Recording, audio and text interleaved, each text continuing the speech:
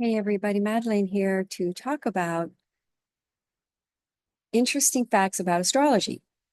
So I bet a lot of people don't know that a lot of churches in Europe, Greece, Russia, Italy,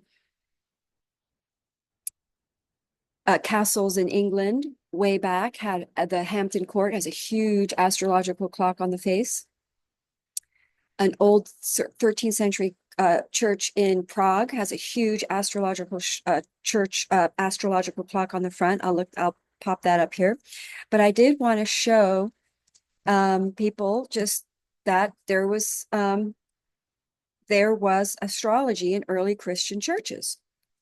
And in fact, in my research, I discovered that the popes were usually astrologers, and most spiritual teachers were astrologers, had astrology background. Doctors could not, up until the 15th century, doctors could not be doctors without an astrological knowledge or passing astrology. In other words, they had to know astrology to get their license. It was painted in tons of churches throughout the world, I mean, throughout Europe during like here, watch, look at this one. This is, let's get it bigger. Can I get it bigger? Bigger? So look, there's the crab. I don't know what church this is. It doesn't tell me. It looks like it's Russia, but we have crab. There's looks like the sea goat, the ram. I don't know what this interesting character is riding a dinosaur. Anyway, we have, it looks like Sagittarius. Let me show you some other interesting ones. Here's a fresco, early church. Where is this? Early church history. A fresco with a beautiful, beautiful painting of the astrological zodiac wheel with all the signs in it, but I can't blow it up because I don't know how to do that. So let's do, where's another one? Here, that one's pretty impressive.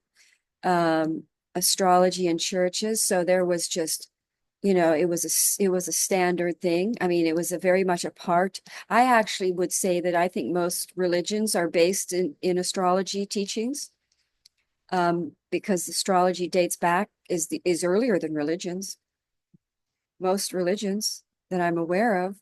So there's the astrology signs. There's the twins, Gemini, and the fish.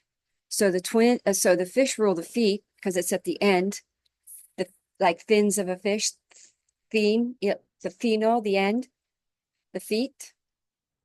So astrology is based, all our languages, all our words are based in astrology, like Aries, arid, hot and dry, Arizona, Mars, Aries is Mars, is March, Mars, marching.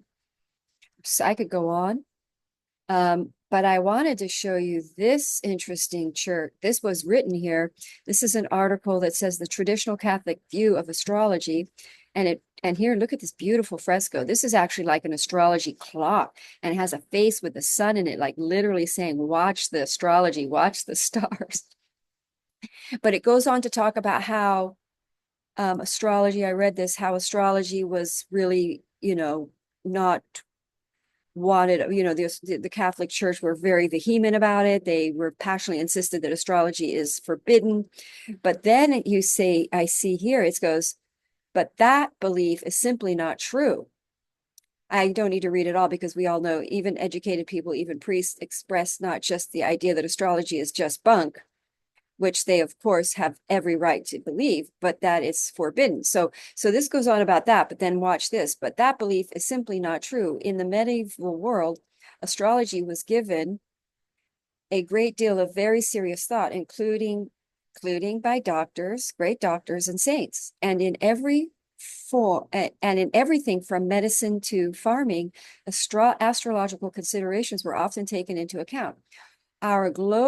Our glorious heritage of Catholic art, including paintings, churches, architecture, stained glass, and illuminated manuscripts, especially in books of hours in which the zodiac signs were almost always included, along with depictions of the seasonal labors of man. See, it's all connected. So proves just how ubiquitous and accepted astrology thought was. Here is one of many examples of the zodiac man, which illustrates the idea that different zodiac signs influence various parts of the body. Like, oh, look, yeah, I have that one. Do I have that one blown up? No, I don't have that. Oh, yeah, I do have that one blown up. Look. So there you go. Each part of the body. There's Scorpio, rules the private parts. There's Libra, rules the intestines.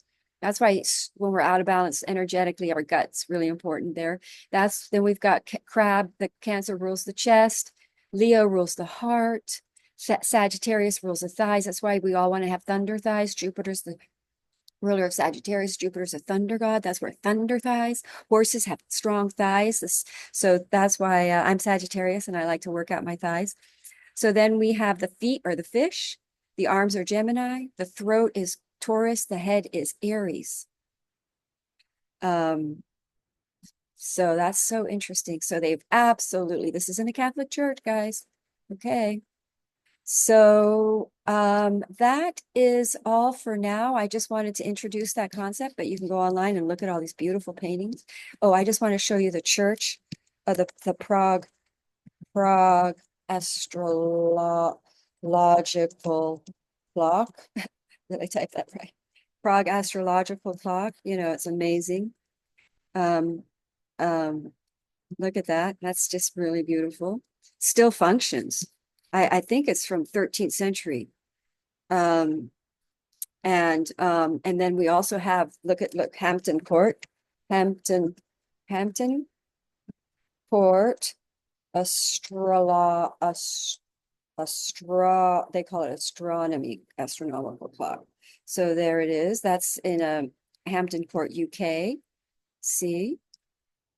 And there it is. It's following the astrological signs right there. So they always knew where the sun is. The sun would rotate. So like, for instance, today the sun is in Pisces. The sun is in Pisces. And it would indicate so that when you were farming or whatever, you would know that planting season, moon Taurus, if the moon, I think one of these is the moon, that's the moon. The moon Taurus is a great time to plant. So they would plan their lives around where the sun would be. So that's interesting. So thanks for watching.